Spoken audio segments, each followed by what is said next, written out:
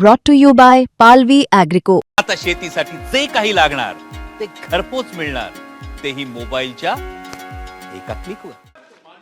नाही, मी अनुमती नाकारलेली आहे। चला अध्यक्ष महोदय, काल संगमनेर जिल्ह्यामध्ये एका 6व्या वर्गात शिकणाऱ्या मुलीवर जो ऍसिड हल्ला झाला आणि त्यातून ती मुलगी अत्यंत गंभीर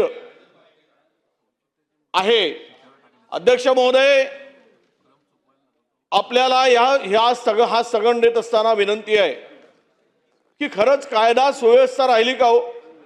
पोलिसांचा धाक काय संपला काय? हे सगळी मंडळी गुन्हेगारी प्रवृत्तीची मंडळी, या टोळ्या ह्या खुलेआम असा क्राईम करतायत। महाराष्ट्रामध्ये गेल्या 2 वर्षाचं जर आपण पाहिलं रिपोर्ट एनसीआरबीचा, तर महिलावरील अत्याचारामध्ये प्रचंड वाढ होते। आणि कोळ्या बालिका, काल परवाच एक लोकमतमध्ये लेख आला अध्यक्ष महोदय, त्यामध्ये लेडीज लापता नावाचे अग्रलेख आपण कदाचित वाचला असा। वस्तुस्थिती लपवली जाते, महिला लापता आहेत मुलीवर छोट्या छोट्या, आणि ती बालिका कोळी बालिका, तिच्यावर अद्यापही आरोपी मिळाला नाही। ती पूर्णतः चेहरा तुझा विद्रूप झालाय, पूर्ण भाजलाय, विवळत होती। असे कसे आरोपी पडून जातात, पोलिसांना मिळत नाही। त्या जिल्ह्यातील कायदा सुव्यवस्था पूर्णतः कोलमडीस आली आहे। तिथले पोलीस अधीक्षक हे पूर्णतः भ्रष्टाचारात गुंतले आहेत, पोलिसांचा धाक राहिला नाही। ते ठाण्यामध्ये आपल्या रायगडमध्ये असतानाचा त्यांचा ट्रॅक रेकॉर्ड करा, डिझेल पेट्रोल विकले, आपल्याला कदाचित माहित असेल, त्याच्यामध्ये त्यांचा सहभाग होता। आता अनेक ठिकाणी आहे, पण मी ते बोलेल कायदा सुव्यवस्थेवर। पण तो विनंती अशी आहे की इतकी हिंमत त्या छोट्या बालिकेवर, 12 वर्षाच्या 11 वर्षाच्या बालिकेवर एवढा मोठा तो ऍसिड फेकला जातो, आरोपी मिळत नाही। आणि यामध्ये जर ही घटना घडली, अध्यक्ष महोदय, आम्ही यासाठी स्थगन दिला की यावर चर्चा आत्ता सुरू झाली पाहिजे, ते स्थगनात बसते। काल झालेली घटना आहे, कोई छोटी बालिका आहे, ती आता अंत्यवस्थेमध्ये आहे। त्यामध्ये झालेली घटना अत्यंत मन हिलावून टाकणारी आहे। या छोट्या बालिकेवर झालेला असा हल्ला आणि महिलावर वारंवार होत असलेले छोट्या बालिकेवर होत असणारे अत्याचार आणि अधिवेशन चालू आहे। त्यामुळे अशा घटनांची थेट सरकारनी उत्तरदायित्व असलं पाहिजे, हे नियमात बसते। त्यामुळे तुम्हाला माझी विनंती आहे अध्यक्ष महोदय की यावर चर्चा घडवून आणा, आणि ही चर्चा झाली पाहिजे।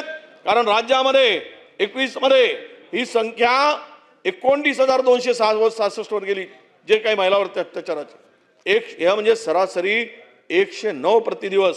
23 मध्ये 45,434 घटना अशा घडल्यात, आणि 24-25 मध्ये हे आम्ही सांगत नाही, एनसीआरबीचा रिपोर्ट सांगतो। सरकारने माहिती दळवली, आम्ही ज्यावेळेस आरटीआय मध्ये माहिती घेतली, आजकाल आरटीआय मध्ये माहिती घेतली तर ते डीजी लेवल पर्यंत जाते, त्याच्या स्वाक्षरीशिवाय आम्हाला माहिती सुद्धा देत नाही।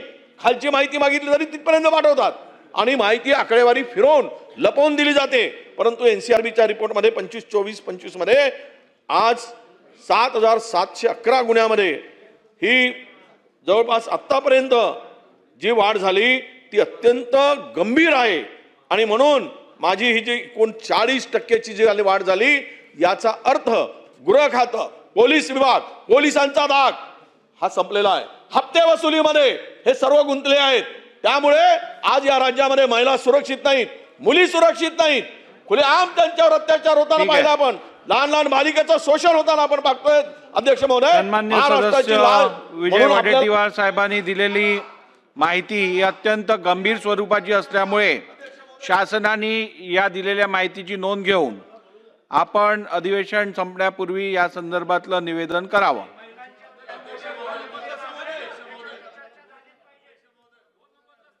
काय? नाही, चला पुढे।